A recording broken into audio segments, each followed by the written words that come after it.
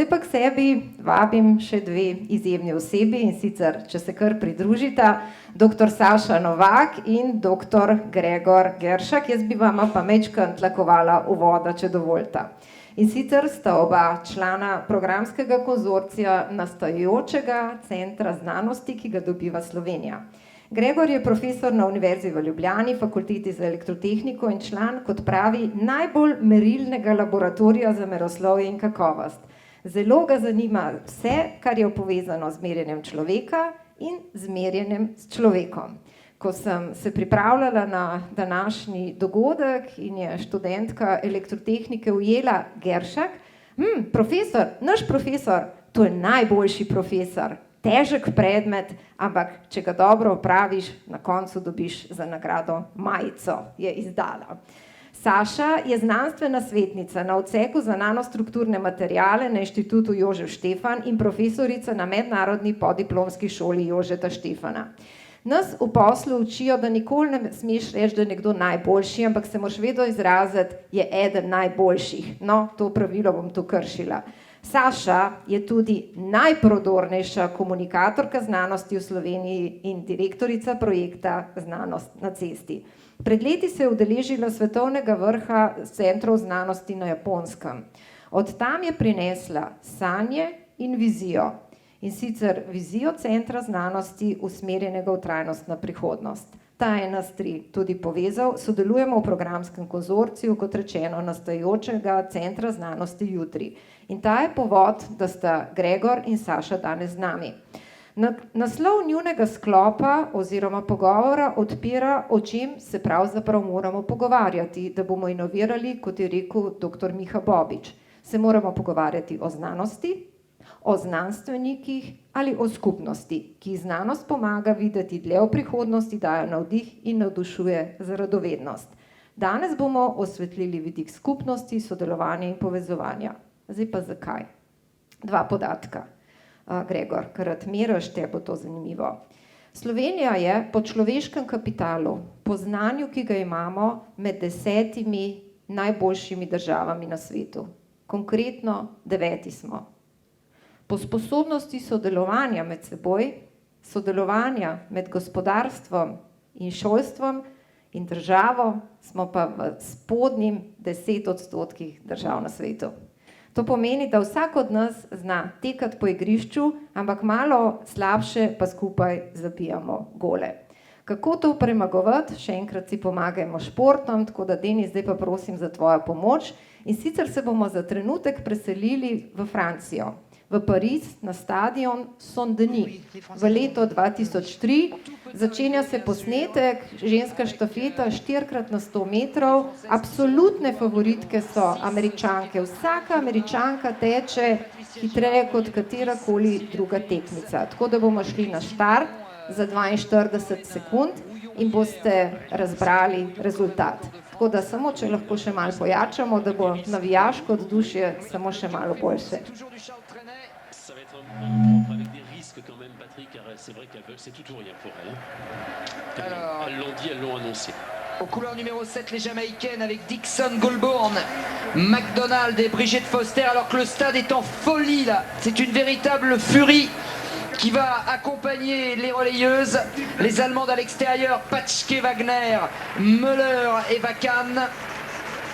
Et puis il y aura évidemment, on va d'ailleurs pouvoir, je crois, revoir chaque couloir tranquillement avec les États-Unis, Angela Williams, Christy Gaines, Inger Miller et Tori Edwards, les Belges au couloir numéro 1, les Biélorusses au 2, les États-Unis donc au 3, les Russes au 4 avec Fyodorova, Tabakova, Kislova et Kruglova, l'Ukraine au 5, la France au 6, la Jamaïque au 7 et l'Allemagne à l'extérieur. Ouais, les passages vont être déterminants. Christine Aron nous avait paru totalement retrouvée en demi-finale. Elle allait très très vite. C'est uniquement une question de passage, Patrick. Ouais. Voilà, c'est parti. Patricia Girard pour l'équipe de France. Patricia qui va aller chercher Muriel Urtis. Elle est partie comme une folle, Patricia. Allez, attention, voilà, c'est assuré, c'est passé. Muriel Urtis dans la ligne opposée contre les États-Unis avec Kirsty Gaines. Muriel dans la ligne opposée qui fait l'effort, qui revient.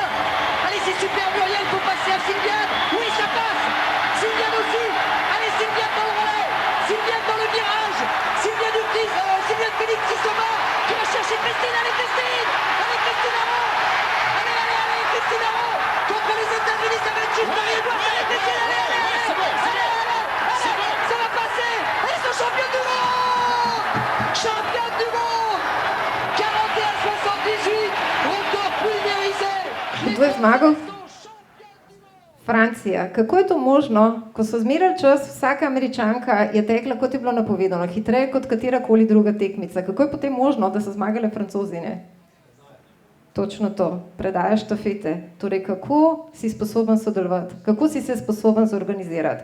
Tako da Gregor, Saša, težko nalogo imata pred sabo del odgovora za kasnejšo razpravo v okrogli mizi, tako da izvolite, da ponudite iztočnice. Hvala lepa, Ditka, in lepo pozdravljeni vsi. Samo popravek v tvoji zelo lepi napovedi. Hvala, direktorsko mesto pri znanosti na cesti sem predala mlajši generaciji, ampak ostajam pa vodja projekta Znanost na cesti za Greta, to področje. Se bo kar predstavljala? Lep pozdrav, jaz sem Gregor. To ste verjetno opazili, ne mi, da ste tukaj zdaj dva. Jaz sem, se pravi Gregor pa Saša, jaz sem Gregor. Drugače se razlikujeva tudi v neparih drugih stvarih, in sicer, da so različnih spolov. Eden od naju je siv, jaz. Jaz pa ne. Sva fizik pa elektrotehnik. In kemičarka. Sva pa v službi Saša na raziskovalnem inštitutu, na Štefanu. In mednarodni podiplomski šoli, se pravi, oba sva raziskovalca in pedagoga. Jaz sem pa pač na faksu. Zdaj... Še nekaj ena razlika med nama, ti si velik, jaz sem manjša. Ne, to ni razlika. Zdaj, najbolj zanimivo je to... Ne, pa dve generaciji sva, to je pa pomembno. To pa je pomembno. Gledava z dveh koncev na sodelovanje med industrijo. Ampak nekaj imamo pa zelo skupnega in to je to, da zelo rada navdušujeva v bistvu mlajše, ne? Zdaj ni nujno, pravzaprav vse nad znanostjo, recimo, ne? S tem, da jaz besedo znanost malo bolj tako skromno jemljem, zato ker se mi zdi, da inženirji smo... pa tako, jaz sem zdaj full happy, ker sem inženir, ker to, kar sem do zdaj poslušal, sem tako zdaj, ja, ampak jaz sem res inženir, ker nisem tak, ker sem pameten znanstvenik, ampak inženir pa sem. Jaz sem tudi danes veliko raje inženirka, kot znanstvenica. Zdaj, kaj nam je skupno? Torej, mi zelo rada poskušava znanost, ker se meni zdi recimo ena vrste religija danes, ker vsi, zdaj po covidu malo manj, ampak vsi v resnici malo bolj verjamemo ljudem v belih haljah, ne, kot v drugih haljah, ampak tako se mi zdi, da je to en tak dober način, kako lahko sodelujemo v naši družbi, ali tako, kot midva, da imava študente, ki jim nekaj poveva, pa oni pa to naprej odnesejo, ali pa ne sploh. Znanost se mi zdi, da je pomemben do družbe. Jaz se to sliši tako floskula zdaj, ampak ni po moj problem, da mislim, se to, kar je treba poudarjati. No. In to navduševanje znanosti je tisto, ker to je v bistvu ena taka najna strast. Ne. A povem še, kako sva se spoznala? Ja. Spoznala sva se pa pod odrom, na dogodkih, ki jih mi v znanosti na cesti imenujemo skodelica znanosti, oziroma ne v znanstvenem slemu. Ne vem, a veste, kaj je znanstveni slam? Slam je pač slam, je tekmovanje.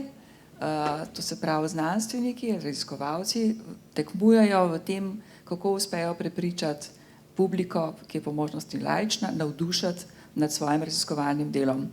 No in tipično povabimo, naredimo razpis in potem se javi tam nekje, recimo do 10 tekmovalcev sprejmemo. Eden od njih je bil leta 2018 Gregor, ki se je predstavil s svojim delom Lepota paličnega mešalnika. Jaz se tega zelo dobro spomnim. Imel je res odlično predstavitev, kar pomeni navdušen nas je in svojim pristopom, pa tudi svojim delom. In to je eden od glavnih motivov, zakaj to organiziramo. Da ljudje slišijo, ker znanost ni dovolj narediti, pa pol nekaj o njej povedati, mislim, prideti na oder pa nekaj govoriti, ampak te morajo ljudje tudi slišati in razumeti. In jaz sem Gregorja zelo slišala in mislim, da vsi, povej kakšen stavek, o čem si govoril takrat in s čem si tako zažgal. Bil je tretji, dobil je nagrado. Ja, dva sta bila še boljša, ja. Ne, mogoče to, kar je Saša zdaj govorila, ena izmed stvari, ki se saj nam na fakulteti za elektrotehniko v Ljubljani zelo zdi zelo pomembno je to, da če smo mi že sposobni nekaj narediti, pa sestaviti, pa da ta stvar celo deluje in deluje dobro, zanesljivo, pa je varna za okolje, pa mene kot uporabnika, pa to jaz lahko tudi CE znak zgor dam pa prodam, ne, da moram jaz kot inženir znati to tudi prodati, tako verbalno, ne, v obliki enega piča ali pa kaj takega. No, in mi na faksih nismo glih navajeni tega, ker jaz, če bi vi imeli zelo velik čas, vam lahko zelo dolg nekaj o nečem govorim. In je to zguba časa velikrat in Sašin ta model enega takega tekmovanja, se ni tekmovanje, se v bistvu samo predstavljanje, je pa zelo zanimiv, ker v 5 minutah nekaj pametnega povedati, pa ni tako zelo lahko več. Ne? Tudi če se ti zdi, da si neskončno sposoben retorično. Ne? Pa še zanimivega, ne samo pametnega, to je glavno. Ne? Ja, no. Jaz se na srečo ukvarjam za eno tako vsebino, ki je pač taka malo bolj populistično in zabavna, no? Da dejansko opazujemo, kako se človeško fiziologija, prav, naše telo, kako se spreminja v različnih psiholoških stanjih. Ne. In to se sliši tako zelo nekaj akademski, nekaj čudenega, je pa čist povezan z realnim svetom, ker 15 let nazaj je evropska industrija čist ponorela po temu, da zna zmeriti določene lastnosti proizvodov ali pa storitev v smislu enih takih bolj kvalitetnih značilnosti, nekaj, kar vsi mi inženirji, ne se tako zdi, na filofaksu tam, ker nekaj govorijo, pa na FDV-ju, ki imajo družbo preučujejo, pa to je tako. Ampak v resnici je tako, jaz, če proizvajam recimo takele misce, jo bom znal zelo dobro narediti z vsemi njenimi fizikalnimi lastnostmi, pa tudi recimo kemijskimi ali pa mogoče še kakšnimi drugimi takimi iz hard science. Ampak, če pa hočem jaz oceniti njeno lepoto, je pa to pa že problem. No, takrat se... Okay. Ja, no, ampak imava pa še nekaj skupnega, ne? In sicer to oba imava kar nekaj kilometrine pri sodelovanju z industrijo. Jaz jo imam seveda, glede na svoje leta, bistveno več kot Gregor, ne?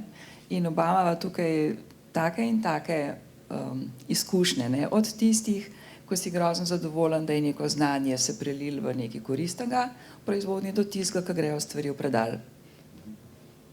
Ja, a jaz začnem. Ja, jaz v resnici, to, kar sem zdaj govoril, ker tako zanimivo se zveni, to je bolj en tak hobi program v mojem življenju. Jaz prihajam iz laboratorija za metrologijo in kakovost, ker je v bistvu en laboratorij, ki se ukvarja z testiranjem. Ali recimo, ja, v bistvu merjenjem na tisoč in en način.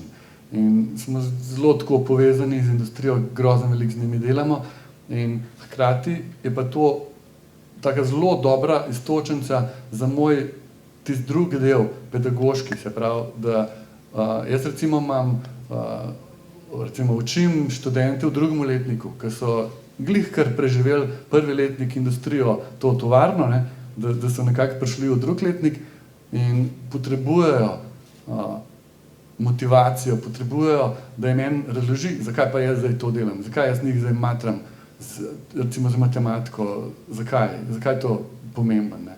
In to, da ti dejansko si v neki tovarni, firmi, laboratoriju bil, pa videl, s čim se zunanji svet ukvarja, je neprecenljivo. Ker jaz lahko razlagam neke koncepte študentom, pa rečem, ja, lejte, to pa v bistvu delajo v heli, zato ker testirajo luči, kako to deluje v slani atmosferi, in pa si rečem, ok, to je že zanimivo. Ne? Ali pa rečem, lejte, to je pa v laboratoriju, kjer shranjujejo matične celice, oni to vržejo v tekoč dušik, ampak to ni tako, da kar vržeš not, pa pol vse crkne, ampak se to nekako drugače naredi, take stvari. Ne? Do čist takih zelo enostavnih, da so tam neki ljudje, ki imajo žarilne peči, ki noter dajo ene svoje vzorčke in zdaj, če peč na 1000 stopinjah, pa je tam od zgori zelo malo drugačna temperatura, kot tam od spodaj. V bistvu je zelo drugačna. Ne? Zdaj, kako pa jaz to zmeram, če imam zaprt prostor, v katerih je 1000 stopinj. Ne? Take stvari. In brez dvoma ti, ki si pa na raziskovalni inštituciji, moraš pa tega ogromno imeti, takih stvari. Ne? Ja, no, midva so vsekakor spet predstavnika ljudi, ki imajo radi probleme in ki jih radi rešujejo, ne, vas pa se mi zdi tako strastno k temu predana. No, recimo moj glavni vzornik v mlajših letih je bil profesor Boris Novinšek, ki je na primer hodil, in jaz sem bila parkrat z njim, hodil v tovarno Unior in prepričeval orodjarje, da tiste zlate trde prevleke zelo podaljšajo življenjsko dobo orodij, danes je to pač vsem jasno, ne? No, predvsem jih je pa tudi mogel zelo prepričevati, pa ni bil zelo uspešen vedno pri tem, da se jih ne sme prej brusati, ne? Ker orodarji so najprej rekli, ne, to ni dovolj ostro, pa so pobrusili, kar pomeni, da so odbrusili ti stran.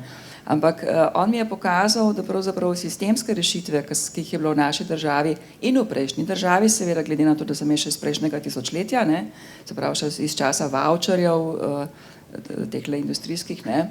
Veliko je bilo sistemskih rešitev, ampak kar je pa najbolj delovali vedno, se mi zdi še, se pravi, moje dolgoletne izkušnje kažejo, da je osebna zavzetost raziskovalca na eni strani in prejemnika v industriji na drugi strani pa ključna. Sistemskih rešitev je bilo ogromno, nobena očitno ni dobro delala, zato ker so jih stalno spreminjali, trenutno ne vem, kaj je, mislim, da se spet neki vavčerji pripravljajo, kako. In tukaj bi rekla, da imate vi verjetno boljše odgovore. Ta message, ki ga midva po moje oba danes prenašava in vsak dan in že vse svoje delo je, da na inštitutih in na univerzi znanja je ogromen, da mi, tako kot je rekel Gregor, znamo videti stvari.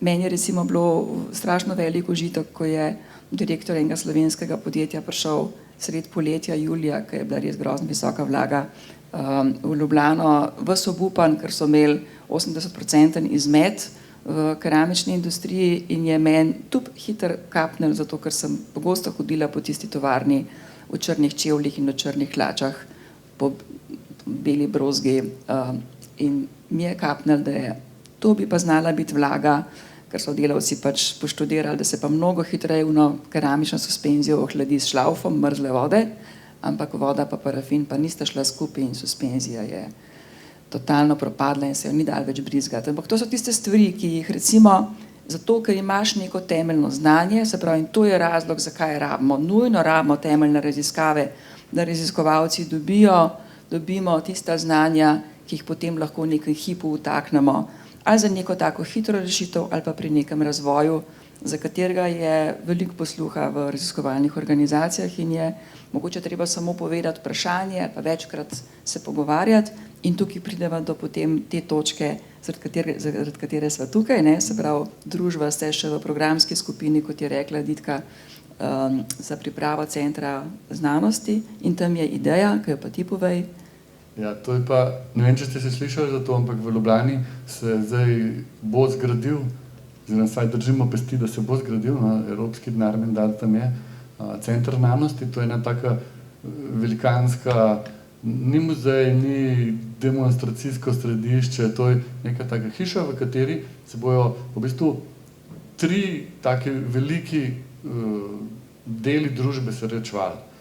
In to mislim, da je tudi en tak malo drugač te Science Museums pa te stvari, ki mi svoje otroke vlačimo, če hočemo, če gremo v kakšen tuj kraj. Skratka, eno poslopje, ki bo že izgledalo, v bistvu, če dajte malo naprej, ste videli, kako bo izgledalo? Še malo naprej. Skratka, že izgleda tako carsko, ne? In tam not bo združevano, poleg javnosti, ki bo to prišla gledati, in to vseh živih možnih javnosti, znanost, in to slovenski raziskovalci s slovenskim znanjem, zraven kot tretji tak zelo pomemben del je pa gospodarstvo, ne?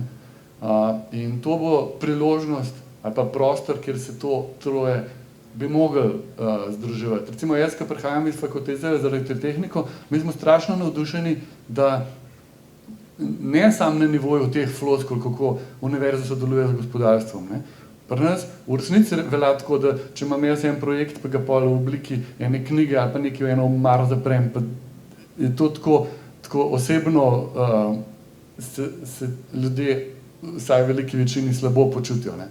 Če pa to vidiš ti, da to nekje živi, da to nekje, ali pa da si nekdo zaradi tega lahko 2 Tesle kupil, pa vsem dober, ne. Ti malo težo, da nimaš ti Tesle, ampak tako je pa tako, zelo pomemben se meni to zdi. Jaz mislim, da to, kar smo se prej pogovarjali, kako je študenti, vsaj kar se tiče naših študentov na elektrotehniki, se mi zdi, da vsi zelo se zavedajo, da trenutno je inženirstvo pa tehnika, da je en tak val, na katerem bomo mi zdaj kar še nekaj časa lahko jahali, da je to ne samo da so ljudje navdušeni nad gadgeti in stvarcami in IoT-jem in vsem tem, kakorkoli grozen že to je iz tega Orwellovskega, Huxleyovega, pač tega Big Brother is watching you vidika, ne?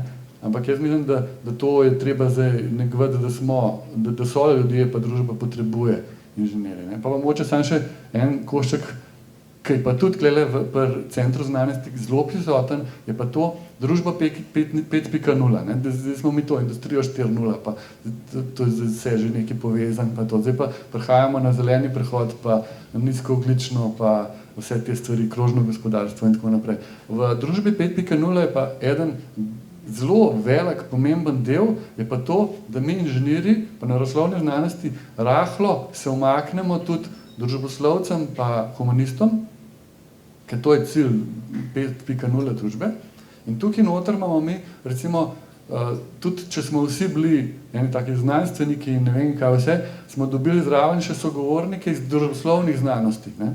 In to, ne vem, kako je bilo pri tebi, ampak pri meni to tako izgleda, da jaz preden sem se začel ukvarjati sploh s tem psihologijo, pa temi stvarmi, sem bil strašno nadut, tako, meni se zdelo, kva bo meni zdaj razlagal iz, ne vem, iz FDV-ja, recimo, ne. Ampak jaz sem zelo hitro postal skromen, pa ponižen predvsem v temu, ker sem enostavno gotov, da moj fizikalen svet, ker sam gledam, koliko je tale list težek, ali pa tok, ali pa koliko ima noter celuloze, ali pa ne, je ful enostaven. Če pa jaz hočem to, s čimer se oni ukvarjajo, zmeriti mojo percepcijo tega lista, ki sem ga prijel, tako to taktilno, ali pa celo, tako kot smo imeli prej, lepoto tega lista, kaj mislite, koliko se nam zdi lep? Od 1 do 7, koliko? 6 recimo, a vidite, kaj je problem, ne? Prva stvar je to, od 1 do 7, ne? Mi nimamo lestvic za lepoto listov, ne? Se pravi, če vam jaz rečem, tole je zdaj 70 kg, težko mi ben naverjel.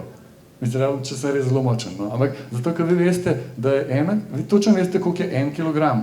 Zato, ker to je splošno sprejeta enota, ki jo ima. Zdaj, lepota 7 lista, pa ne vemo več to, predvsem ne vemo, a je to od 1 do 100, ampak recimo, če je od 1 do 7, jaz ne vem, a je med enko pa med dvojko enak deleč, kot je med šestko pa sedemko. In človeška čutila so izrazito logaritemska, niso tako linearna, itd. No? Skratka, Center znanosti bo nek objekt v Ljubljani, ki bo združeval, in meni se zdi to res pomemben, gospodarstvo še zraven. Ne samo te neke take inštitucije, ki se ukvarjamo z raziskovanjem. Ja, jaz to vidim mogoče kot en tak poskus, ene take sistemske rešitve, ker na druge lahko čakamo še na veliko, ne, pa čeprav se jih splača spodbujati, tle bi si jaz res želela razpravo v tem forumu, na kakšen način bolj povezati znanost in gospodarstvo, ampak stičišče bo pa recimo, je pa predvideno v Centru znanosti. Ja, to je to. Hvala. Hvala lepa.